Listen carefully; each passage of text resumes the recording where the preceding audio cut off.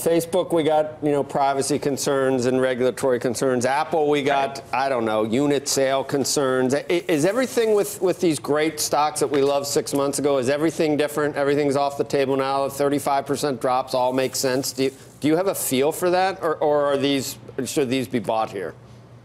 So look, these are still phenomenal companies, but I think there were some troubling signs from the Q3 report, right? So Facebook, Amazon, Google, Alphabet, they all missed on the top line estimates. They beat on the bottom line, which is nice, but these don't feel like sort of growth trades, right? These are more sort of value stocks if you think of it in those terms. And also for expectations going into Q4 and into 2019, they all sort of suggested you need to kind of adjust your expectations on what we could do, at least on the top line. And I think, that's a bit worrying, right? I think there is a sense of a kind of saturation point, at least in North America for these guys. Growth is going to come from overseas, but we all know what global trade looks like these days. It's just much, much tighter. It's much more difficult. So they're still going to do great business going into 2019, but it's going to be much tougher. And I think if you're buying into it, your expectations on that trade should be adjusted. And I have a question. You talked about saturation in North America. How do you take into account products or platforms that haven't been monetized, like a WhatsApp or something like that for Facebook? No, so that's a great question. I think, WhatsApp is a Facebook product company. They're looking to monetize it much more greatly than it has been.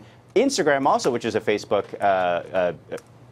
company, product, device, whatever you want to call it, they're also looking to get more advertising into that system than they otherwise have gotten. So yes, there's definitely potential for growth, but I think Facebook, at least in this way, has been smart, which is they don't want to overload it because they don't want to scare off the user base. It's already starting to happen with Facebook proper. And I think with Instagram, it's starting to happen. People are starting to see more ads in there. And I don't think people are leaving in droves, but I think it sort of makes people rethink their use of that product. So something like WhatsApp, I think there is room for growth, but it's going to be much smaller.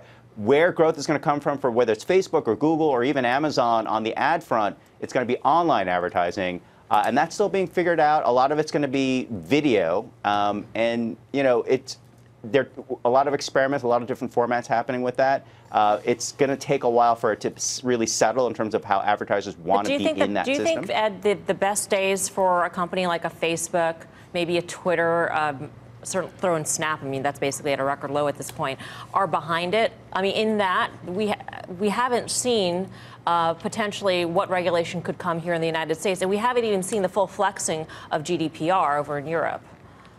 So, no, I think it's a great question. I think Facebook, they're more on the hot seat relative to these other guys. I think Twitter and Snap, this is an opportunity for them because they've sort of been in the doldrums in terms of their user base. It's a chance for them to kind of get back users or to get new users and for advertisers to jump into their system, or at least more than they have been. I think Facebook's going to have a harder spot, and I think, I'm not saying the best days are behind them, but their growth is definitely going to be slowing down going into 2019. And, again, they're going to do great business, but it's not going to be as great as it was even this year or the year before. That advertising, global ad spend is actually going to slow down next year compared to this year. This year might be the peak.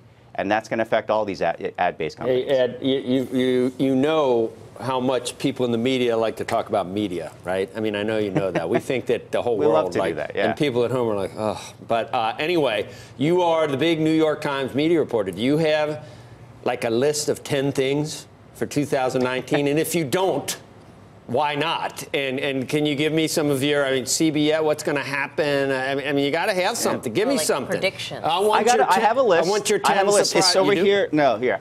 Will you do I have that? a list. I've been working on it. Do you take assignments? I think the biggest thing, the first thing to really to look at on this list is going to be CBS Viacom. I think a tie-up between those two companies is going to happen relatively soon. Look to the first quarter or the end of the first quarter of the year for, I don't know, some kind of movement, some kind of announcement even on how that's going to happen, what that's going to look like. They were actually close this year. They were apart on numbers, but they were pretty close to it. So now it became more of a management issue. Of course, tied in with that is going to be who's going to run CBS, and whoever does that has a chance to run the combined company.